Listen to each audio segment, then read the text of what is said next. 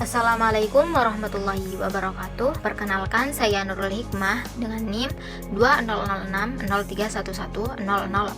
Saya akan mereview jurnal yang berjudul Pengembangan Sistem Sensor Rasa Berbasis Membran Selektif Ion untuk Klasifikasi Buah Jeruk. Pembahasan topik kali ini yaitu yang pertama pendahuluan, yang kedua landasan teori, kemudian dilanjutkan dengan metode penelitian, kemudian hasil dan pembahasan, dan yang terakhir yaitu kesimpulan. Penelitian ini dilatar belakangi oleh sistem sensor rasa atau yang dikenal juga sebagai lidah elektronik atau disebut dengan etang.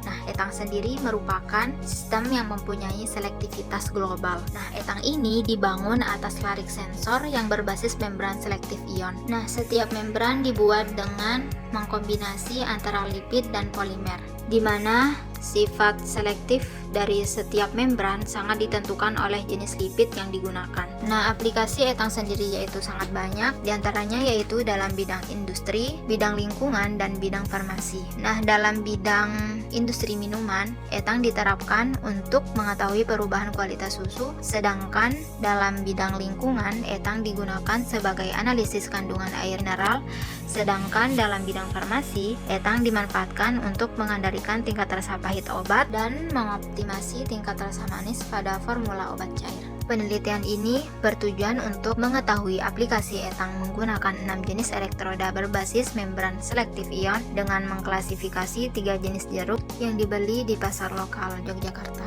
Teori yang digunakan dalam penelitian ini yaitu menurut Nystrom dalam penelitiannya, di mana lidah elektronik atau sistem sensor rasa adalah sistem sensor yang digunakan untuk mengukur dan mengekstrak informasi dari larutan cair yang kompleks. Nah, sistem sensor rasa menggunakan larik sensor rasa berupa membran selektif ion berbasis lipid. Pada sensor rasa, membran yang digunakan adalah membran selektif ion yang merespon ion-ion sampel yang berlawanan muatan dengan muatan membran. Nah, membran ini dianggap sebagai permukaan datar dengan kerapatan muatan seragam, di mana selektivitas sebuah membran didefinisikan sebagai kemampuan membran dalam respon ion tertentu. Sehingga dalam penelitian ini menggunakan membran bermuatan listrik sehingga dapat merespon terhadap ion tertentu pada sampel. Berikut merupakan gambar dari elektroda selektif ion. Nah, di mana dalam elektroda selektif ion terdapat elektroda kerja yang digunakan untuk mengukur nilai potensial dari sampel yang diuji. Nah, elektroda kerja ini berupa pipa kecil sebagai badan elektroda yang di dalamnya terdapat kawat Ag yang sebagian dilapisi dengan Cl atau Ag atau AgCl. Nah, badan elektroda sendiri memiliki rongga di dalamnya yang akan diisi dengan larutan KCl. Nah, pada ujung pipa kecil elektroda ditutup menggunakan membran selektif ion. Kemudian yaitu dilanjutkan dengan metode penelitian, di mana bahan yang digunakan yaitu jeruk nipis, jeruk siam, jeruk peras, lipid, kemudian dioktil petalat atau DOP, kemudian matriks pendukung PVC, dan yang terakhir yaitu THF. Kemudian cara kerja yang digunakan dalam penelitian ini yaitu diawali dengan pengujian sensitivitas etang, di mana yaitu dicuci membran menggunakan Aquades, di mana pencucian ini dilakukan agar membran bebas dari residu zat lain. Nah, proses pencucian membran dilakukan selama 5 menit. Nah, dalam penelitian ini dilakukan dengan memvariasi konsentrasi larutan uji secara kontinu. Nah, untuk setiap variasi konsentrasi dilakukan pengukuran selama 5 menit. Untuk mengaplikasikan etang dalam membedakan larutan sampel jeruk, dilakukan pengukuran respon potensial terhadap 3 jenis jeruk, yaitu jeruk peras, jeruk nipis, dan jeruk siam. Nah, pengukuran potensial dilakukan selama 5 menit agar didapatkan potensial yang stabil. Nah, setiap sesi pengukuran dilakukan proses pencucian membran selama 3 menit. Kemudian dilanjutkan dengan hasil dan pembahasan. Berikut merupakan gambar dari respon potensial pada masing-masing rasa, di mana dalam gambar yang pertama sampai gambar ketiga, di mana yang merupakan sampel rasa asam, sampel rasa asin, dan sampel rasa umami. Nah, pada setiap rasa, dasar yang diuji berulang sebanyak 3 kali. Secara visual, nampak secara jelas bahwa dengan pengulangan sebanyak 3 kali, daya ulang dari etang cukup baik. Perbedaannya sedikit untuk elektroda tertentu, kemungkinan disebabkan oleh masih adanya residu pada saat pencucian membran.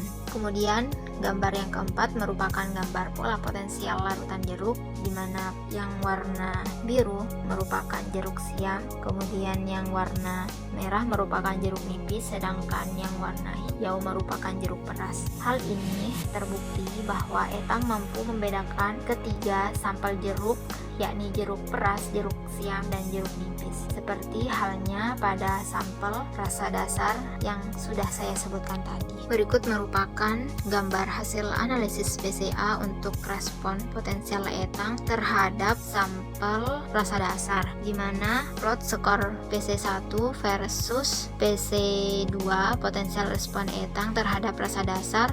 Hasil PCA menunjukkan bahwa rasa dasar dapat diklasifikasikan ke dalam rentang yang berbeda dengan persentase perbedaan PC1 sebesar 78,6% dan PC2 sebesar 16,5%.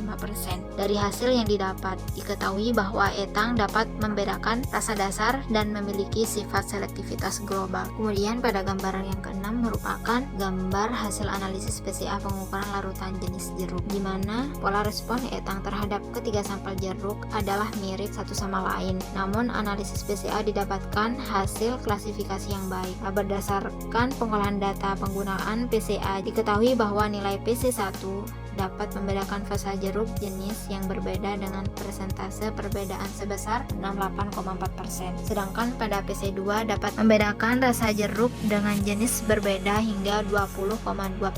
Pengolahan data melalui PCA hanya ditampilkan dua nilai PC, yaitu PC1 dan PC2 saja. Hal ini dikarenakan nilai dari PC3 hingga PC6 adalah sangat kecil jika dibandingkan dengan PC1 dan PC2, sehingga dapat dianggap tidak banyak berperan di dalam membedakan masing-masing jenis jeruk.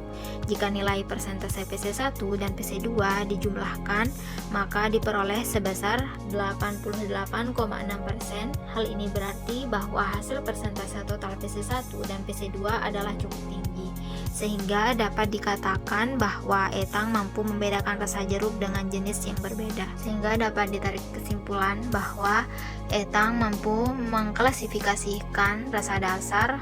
Lebih dari itu, etang juga mampu membedakan rasa dari 3 macam jenis jeruk. Berikut merupakan gambar dari abstrak jurnal yang saya ambil. Terima kasih atas perhatiannya. Wassalamualaikum warahmatullahi wabarakatuh.